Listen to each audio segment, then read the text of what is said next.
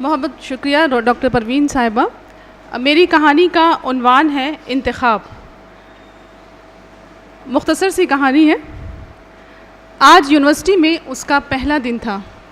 خوشی سے قدم نہیں اٹھ رہے تھے. محسوس ہوتا تھا آسمانوں میں اڑ رہی ہے. کیا میں سچ میں یونیورسٹی جا رہی ہوں؟ ہاں بھائی ہاں.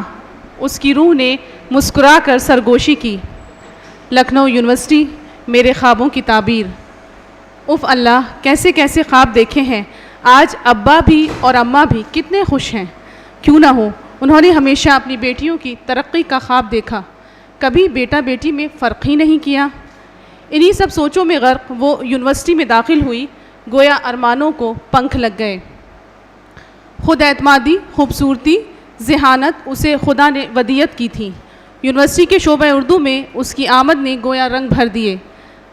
انگریز کی طرح نظر آنے والے عارف نقوی اور دوسرے ساتھیوں نے تہہ دل سے اس کا خیر مقدم کیا. اب بہت سی لڑکیاں اس کی دوست بن چکی تھیں اور وہ سب اس کی ذہانت کی قائل تھیں. اور ہو بھی کیوں نہ، آخر وہ رضیہ سجاد ظہیر کی شاگردہ خاص شمیم نکھت تھی. کرامت کالج کے پرنسپل روشن آرا اس کی آئیڈیل تھیں. تعلیم نسواں اور حقوق نسواں کی زبردست حامی. شمیم شعبہ اردو لکھنؤ یونیورسٹی میں قدم رکھتے ہی ہر دل عزیز ہو چکی تھی. دوستوں کا خیال، وقت پڑنے پر ان کی ہر ممکن مدد اور پھر شعبے کے ہر پروگرام جلسے میں فعال. مگر اسی شعبے میں ایک شخص ایسا بھی تھا جسے سب شارب بھائی کہہ کر پکارتے تھے. کتابیں ہاتھ میں لیے، سفید کرتے پاجامے میں ملبوس، سفید رنگ کا یہ نوجوان نہ جانے کیوں سب کو بھاتا تھا. لیکن وہ تو اپنے ہی خوابوں میں مگن تھی. دوسری لڑکیوں کی طرح وہ اس کے بھی شارب بھائی تھے. اس بات سے دونوں انجان تھے کہ مستقبل قریب میں زندگی کیسے کیسے رنگ بدلنے والی ہے. اس نے کہانی لکھنے کا آغاز کرامت کالج سے کیا تھا، جہاں رضیہ سجاد ظہیر اپنے مخصوص انداز میں طالبات کی تربیت کیا کرتی تھی. انہوں نے ایک ادبی انجمن بنائی تھی جس میں ہر ماہ ادبی پروگرام ہوتے تھے. شمیم کی کہانیوں کی پہلی سامع اس کی بہنیں تھیں، مگر یونیورسٹی آ کر اس کے فن کو جلا ملی.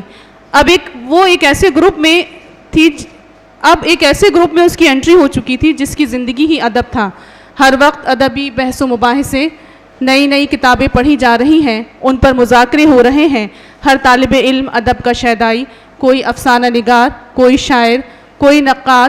سونے پر سہاگا احتشام حسین صاحب اور آل احمد سرور جیسے اساتذہ کا ساتھ اور محبت اپنوں سے بھی بڑھ کر.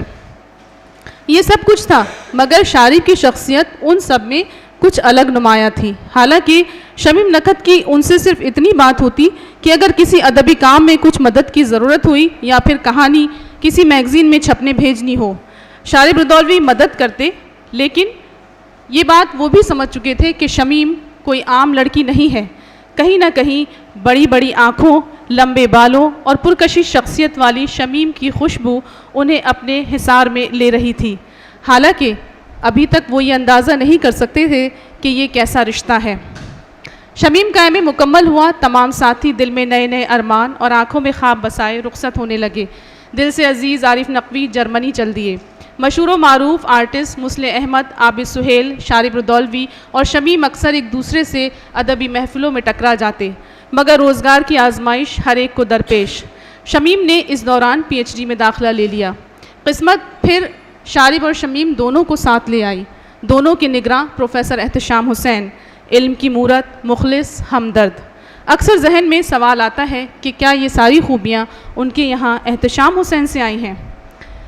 شارب کی شخصیت اس زمانے میں بھی محتاج تعارف نہیں تھی. مشاعروں ادبی محفلوں کی جان ہونے کے ساتھ دوران طالب علمی ہی ان کی 2 کتابیں شائع ہو چکی تھی.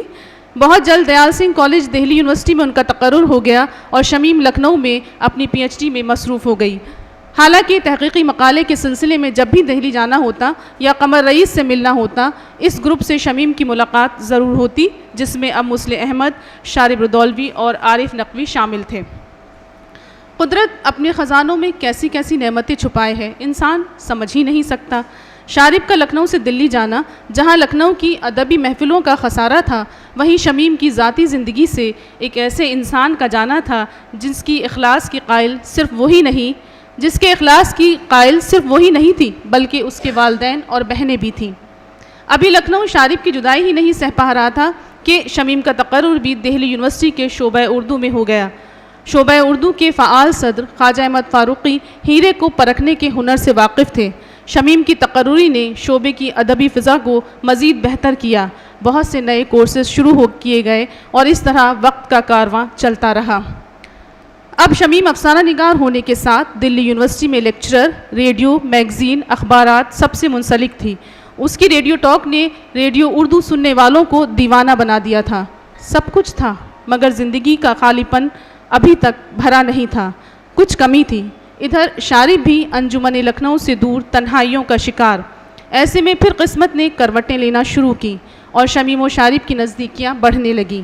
دونوں جلد از جلد اپنے کو ایک مضبوط رشتے سے باندھنے کے خواہش مند، مگر دونوں کے گھر والے اس رشتے کے لیے رضامند نہیں۔ وجہ شمیم کا سنی مسلک اور شارب کا شیعہ مسلک ہونا۔ کافی جد و جہد کے بعد والدین کی رضامندی سے دونوں آخرکار شوہر و زوجہ کے رشتے میں بندھ گئے، مگر امتحان یہی ختم نہیں ہوا۔ شمیم اور شارب کی زندگی ہی جیسے امتحان تھی، ایسا مثالی جوڑا کہ لوگ نظریں اتارتے، مثالیں دیتے۔ اکلوتی بیٹی شعاع کی محبتیں، غرض ساری نعمتیں، نہ جانے کس کی نظر لگ گئی، اور 1995 میں شعاع کی اچانک موت سے دونوں کی ہنستی مسکراتی زندگی بکھر گئی اور یہ خوبصورت جوڑا ایک دوسرے کے سہارے تنہا رہ گیا۔ مگر یہ کرب بھی انہیں نہیں توڑ سکا۔ دلی میں رہتے ہوئے 1996 میں لکھنؤ میں شعاع فاطمہ اسکول کی بنیاد رکھی گئی، مگر زندگی کی تیز رفتار گویا شعاع کے جانے کے بعد تھم سی گئی تھی۔ شمیم تو بالکل بجھ گئی اور شارب نے کتابوں میں پناہ لے لی۔ چند برس بعد سن 2000 میں دونوں لکھنؤ واپس آ گئے اور پھر سے بکھرے سلسلوں کو جوڑنا شروع کیا۔ حالانکہ شمیم بار بار ٹوٹتی، مگر شارب کی مضبوط محبت اسے سہارا دیتی۔ ایک وقت ایسا آیا کہ دونوں نے اپنے مخلصین کے ساتھ یہ فیصلہ کیا کہ وہ اپنی بیٹی کی یاد میں کھولے گئے اسکول کو مزید ترقی دیں، جس میں لڑکیوں کی تعلیم پر خصوصی توجہ دی جائے، اور اس طرح شعاع فاطمہ اسکول فیض اللہ گنج منتقل ہو گیا۔ شمیم اور شارب نے اپنا سب کچھ اسکول پر لگا دیا، برسوں کی ریاضت، نہ کھانے کا ہوش اور نہ اپنا کوئی خیال، بس ایک ہی لگن، دن رات اسکول کو کالج بنانے کا خواب۔ اکثر دونوں گھنٹوں بیٹھے سوچتے رہتے کہ کس طرح اسکول کو ترقی دیں، مگر کہتے ہیں نا کہ اگر جذبہ صادق ہو اور اس میں عشق جیسی تڑپ اور لگن ہو تو انسان اپنی منزل پا کر رہتا ہے۔ دونوں کی انتھک محنت نے شعاع فاطمہ پبلک اسکول کو شعاع فاطمہ انٹر کالج بنا دیا۔ دونوں ہی بہت خوش تھے، مگر وقت کی ستم ظریفی کہ شمیم کو کڈنی کی خرابی ڈائلیسس تک لے آئی۔ ایک برس تک اس جان لیوا مرض سے لڑتی رہی اور آخرکار موت نے ایک بار پھر شارب کو شکست دے دی، مگر شارب نے شمیم کا ہاتھ تھاما تھا۔ وہ شمیم جو صرف نام کی شمیم تھی، لیکن اس کے حوصلے اور ہمت کا کوئی مقابلہ نہ تھا۔ لیکن اس کے حوصلے اور ہمت کا کوئی مقابلہ نہ تھا۔ ایسی باہمت خاتون کا ساتھی کیسے ہار مان سکتا تھا؟ شارب نے اپنے کندھوں پر شعاع اور شمیم دونوں کی یادوں کو اٹھا لیا، گویا تین شین یکجا ہو گئے، یعنی شمیم، شعاع اور شارب۔ آج ایک طرف اس کی زندگی کا مقصد شعاع فاطمہ انٹر کالج کو ڈگری کالج بنانا ہے، تو دوسری طرف شمیم کے اس خواب کو پورا کرنا ہے جب ہماری نئی نسل میں بہت سارے افسانہ نگار ایسے ہوں گے جن کی تخلیقات کو عالمی ادب کے مقابل رکھا جا سکے گا۔ ان دونوں خوابوں کی تکمیل کے لیے شارب رودولوی کے جسم کا رواں رواں مصروف ہے۔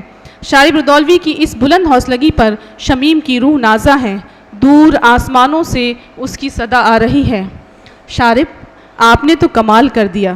دیکھیے، ہمارا یہ دعویٰ بالکل سچ ہے کہ زندگی کے ہم سفر کے طور پر ہم نے جس ساتھی کا انتخاب کیا تھا وہ بالکل صحیح تھا۔ ہم ایک روح دو قالب ہیں، جسم الگ ہو سکتے ہیں مگر روح کو الگ کرنا ناممکن ہے۔ شکریہ۔